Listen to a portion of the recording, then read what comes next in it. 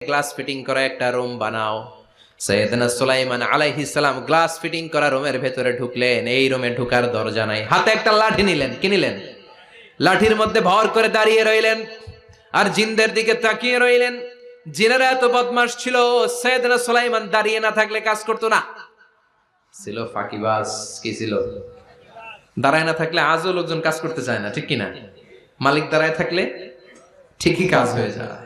সুলাইমান আলাইহিস সালাম লাঠির মধ্যে ভর দিয়ে দাঁড়িয়ে রইলেন আর বললেন, কাজ করো। জিনেরাও কাজ শুরু করলো।